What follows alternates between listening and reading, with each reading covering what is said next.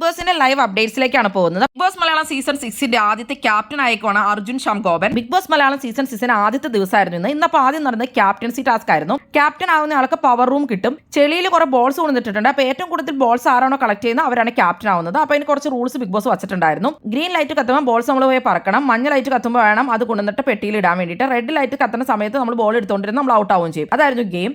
എന്നിട്ട് ഗെയിം തുടങ്ങുന്നതിന് മുമ്പ് തന്നെ സിജോയും റോക്കിയും കൂടെ ഒരു ഗ്രൂപ്പായിട്ട് ഗെയിം കളിക്കാൻ വേണ്ടി തീരുമാനിക്കുകയാണ്. നമ്മൾ പ്രേക്ഷകരോട് പറയുന്നൊക്കെ ചെയ്യുന്നുണ്ട്. ഇത് പക്ഷേ ജാസ്മിൻ കണ്ടുപിടിക്കുന്നുണ്ട്. ശേഷം ജാസ്മിൻ പറയാണ് ഇവർ ഗ്രൂപ്പായിട്ടാണ് കളിക്കുന്നത്, ഇത് ചതിയാണെന്നൊക്കെ പറഞ്ഞ് രതീഷ് പിന്നെ വരുവാണ്. അങ്ങനെ രതീഷും റോക്കിയും ഒക്കെ തമ്മിലും സിജോയും ഒക്കെ ആയിട്ട് വളരെയധികം അടിപിടിയാണ് നടക്കുന്നത്. അതിനുശേഷം റോക്കിയും ഗബ്രിയും തമ്മിൽ വഴക്കുണ്ടാവുന്നുണ്ട്. റോക്കിയും ജാസ്മിനും തമ്മിൽ വഴക്കുണ്ടാവുന്നുണ്ട്.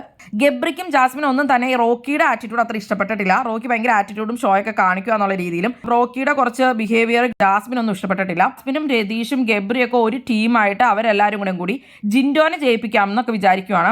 ജിൻഡോയ്ക്ക് അപ്പോൾ കൂടുതൽ നമ്പർ ഓഫ് ബോൾസ് ഒക്കെ കയ്യിലുണ്ട്. അതുകൊണ്ട് ജിൻഡോനെ ജയിപ്പിക്കാന്നൊക്കെ തീരുമാനിക്കുക. ഇവരുടെ എല്ലാവരും ബോൾസ് ജിൻഡോയ്ക്ക് കൊടുത്തുകൊണ്ട് അങ്ങനെ ഒരു അർജുനോട് ചോദിക്കുമ്പോൾ അർജുൻ പറയുന്നുണ്ട് ഞാൻ തന്നെ കളിക്കുന്നുള്ളൂ, ഞാൻ 2 ഗ്രൂപ്പിലേക്കും ബോൾസ് ഒന്നും കൊടുക്കുന്നില്ല, സിജോയുടെ ഗ്രൂപ്പിലേക്കും രതീഷിനും കൊടുക്കുന്നില്ല എന്ന് പറയുന്നുണ്ട്. അതിനുശേഷം ബിഗ് ബോസ് അനൗൺസ് ചെയ്യുവാണ് 4 പേരൊക്കെ ബാക്കിയുള്ളവർ ഔട്ട് ആയെന്ന് അനൗൺസ് ചെയ്യും. കാരണം ബാക്കിയുള്ളവരൊക്കെ റെഡ് ലൈറ്റിന് സമയത്ത് ബോൾ പറക്കിക്കൊണ്ടിരിക്കുവായിരുന്നു. അപ്പോഴാണ് ഇവർ അറിയണത് ജിൻഡോ ഒക്കെ ഔട്ടായി. അങ്ങനെ ഇവരുടെ പ്ലാൻ ഫുൾ കോളായി. ശേഷം അർജുനും ശ്രീരേഖയും ജിൻഡോയും റോക്കിയാണ് ഉള്ളത് മത്സരിക്കാനായിട്ട്.